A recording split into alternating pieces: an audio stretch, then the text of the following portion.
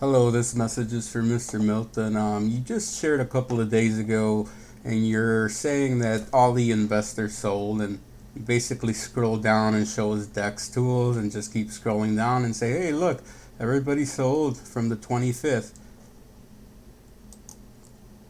But I do want to talk about your next project, Quantum or whatever, however you pronounce it, because it looks like there's a possibility some of the V2 is going to be moving to this new project, which we'll call V3.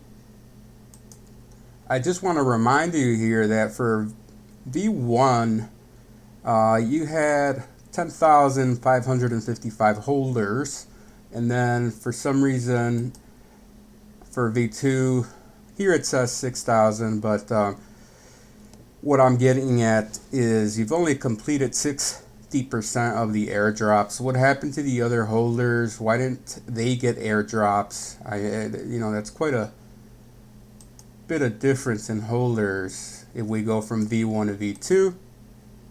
So in the spirit of airdrops, I just want to show you how an API looks, right? I don't speak DEX tools, I speak Etherscan.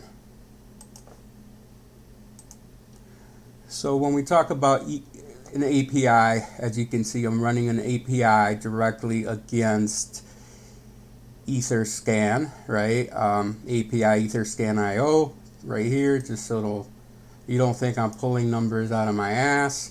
So what does that look like? What does this mean? Once I do this, right, I get all the raw data, right?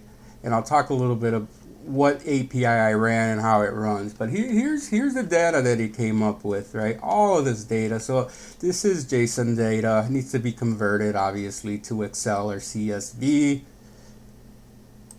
So what I did is I took the last transaction, 6823. I opened the transaction hash, and so I took this block number, right, 17, and 17437,541. If we look here, right, that's my number up here, 137. Well, that was my earlier number, I should say, but anyway, so I took that number, and then I also took the first number, first block, right? So way here, way back when you started your dispersed token effort, I took the block there, right? The other thing I did, right, with that block, those two blocks, I took this dispersed token address. So I'm running an API against all of the dispersed tokens, all of these method IDs within that block sequence that took place to capture all of your airdrops. I then went ahead and I don't know what the Terareum value at that time was, so I plugged in today's number. But anyway, I have all the data that I've converted from JSON to Excel, and I created some formulas. Obviously, we don't understand these timestamps, right, because they're in Unix and whatnot. So created some formulas to give us some dates and whatnot. So here's all your data. Here's your block hashes that I was talking about. Here's your actual hash, transaction hash, timestamps, contract address, which is your contract address for Terareum, and then these are the airdrop addresses. So anyway, it extrapolates. So I have to create a new value. Here's your value, but I have to convert it, right? Because you're using a 4 token decimal format. So I took this, I convert it, and here's what we have in dollars, right? So I don't know if you remember, but here are your some of your wallets, some of the wallets that had airdrops, but no V1 Saitama history. I'm sorry, V1 Terrarium history. But here are the wallets anyway, all 6,000 of them, right? Here are all your airdrops, all your airdrops.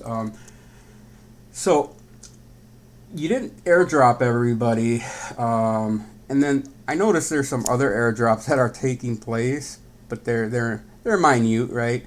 May 15. As you can see, the dollars amounts aren't incredible, but I mean, I'm sure there's some script running in the background. You don't know how to turn it off. So, anyway, um, we're at 63 about the last day, 225, the last transaction, 1021. We're at 6,320 airdrops about. Now, the thing about this is, once again, you have new wallets, about 41 of those wallets. I also ran duplicates. Duplicates don't really scare me. The dollar amounts are small, minute.